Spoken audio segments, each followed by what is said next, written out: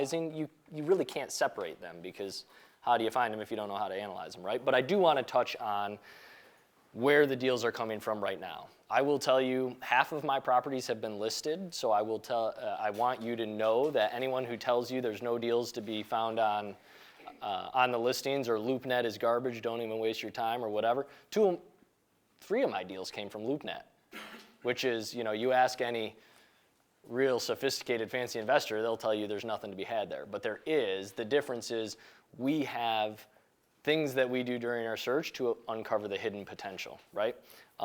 That being said, right now it's tough. There are a lot of people who are excited about storage, and so the listed properties, I think, are fewer and farther between. If you said, what's the one thing I should do to be finding deals tomorrow? Tony, I would say do 1,600 mailers, right? Because you'll own 4 properties guaranteed in 12 months. Not really, but that is where the deals are coming from. Tony, you've got 4 deals.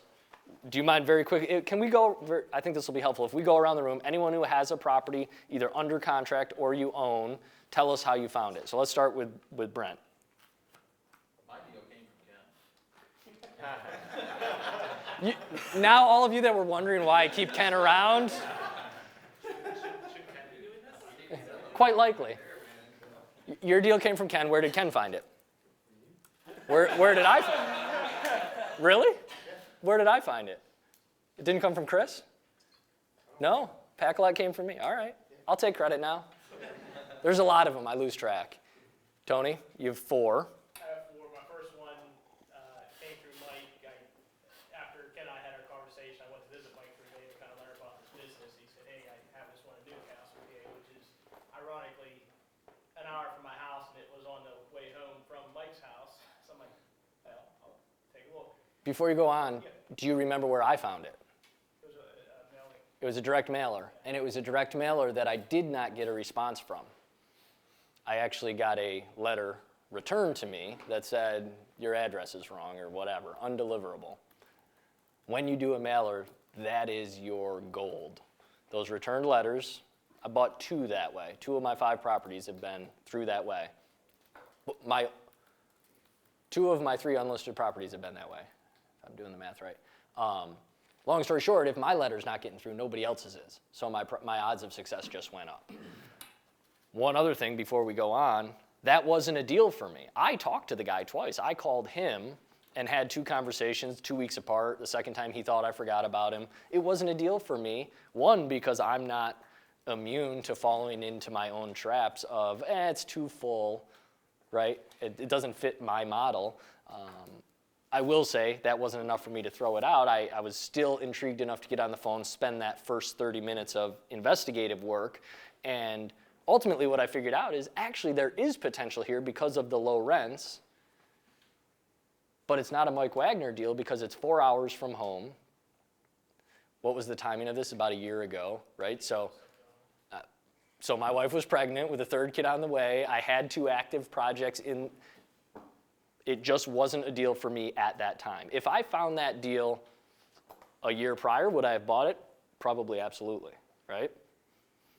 I just underscoring the point that because it's not a deal for me does not mean it's not a deal for one of you, and vice versa. There are deals that I would do that wouldn't be a good deal for you to do right now because of your risk tolerances, your experiences, and your objectives.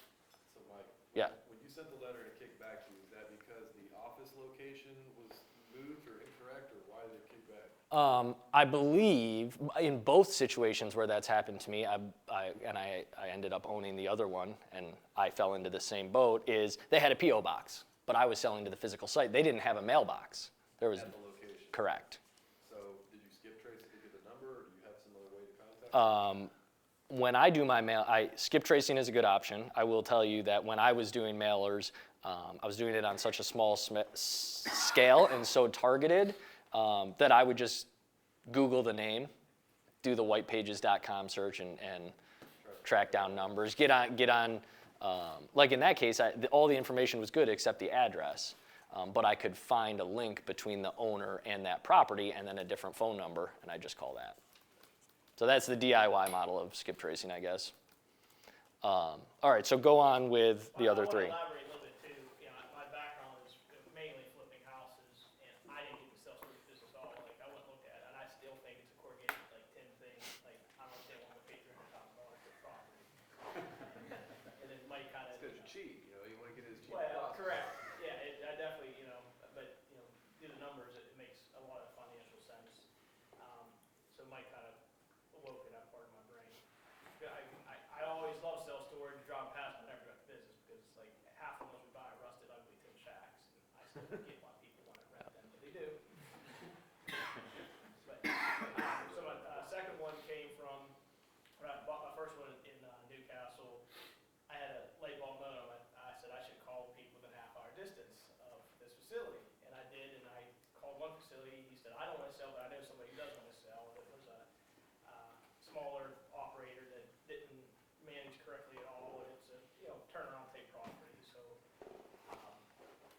he was insisting he needed $250,000 for the property, and when I went and looked at it, I threw out the $150,000 mark, and he said, "Well, I'll take 200."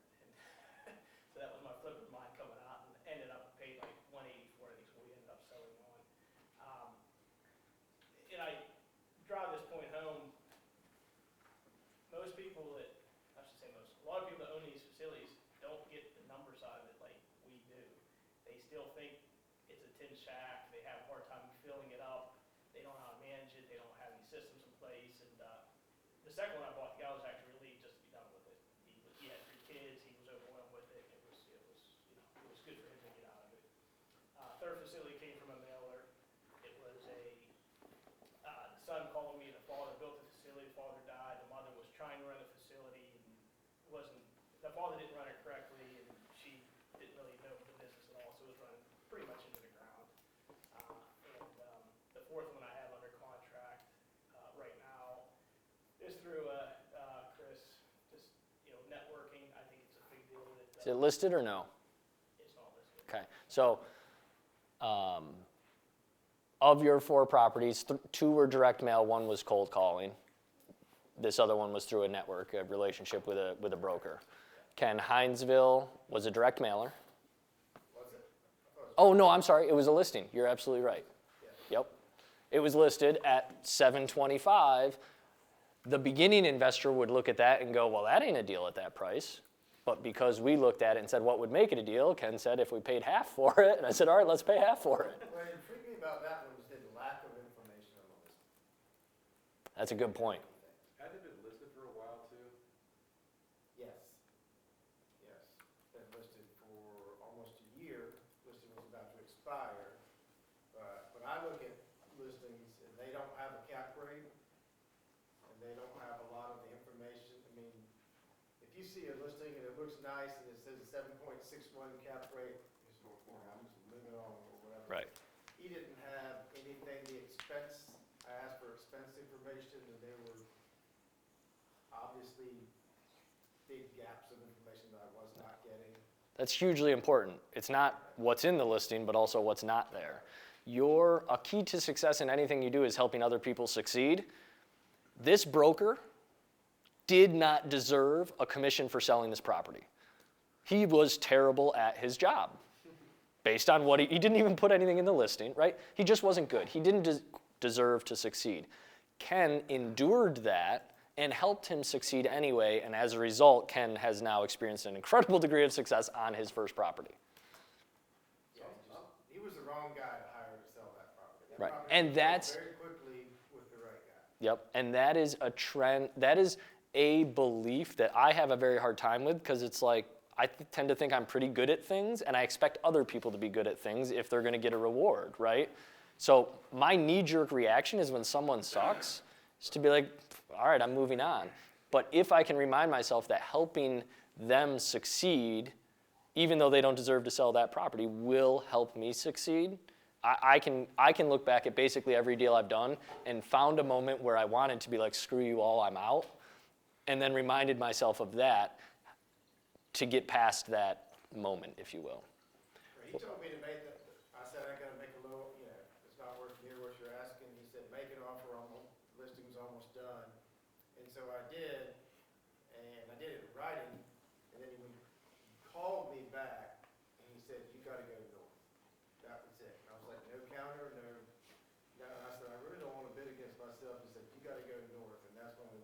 stalemate for 3+ weeks, until I eventually called him back and went north against all my, everything I spent. Right. Everything Ken believed was that if he bid against himself, he would end up paying more for the property. We suspended that belief, because what's the harm? Let's give it a shot. He bid against himself and paid 50 grand less than he was willing to bid. So was Ken's belief that if he bid against himself, he'd pay too much true? No. He proved that it wasn't. He bid against himself and he got a better deal than he was willing. Does that make sense? And where'd Tifton come from? It was listed. That one was listed as well.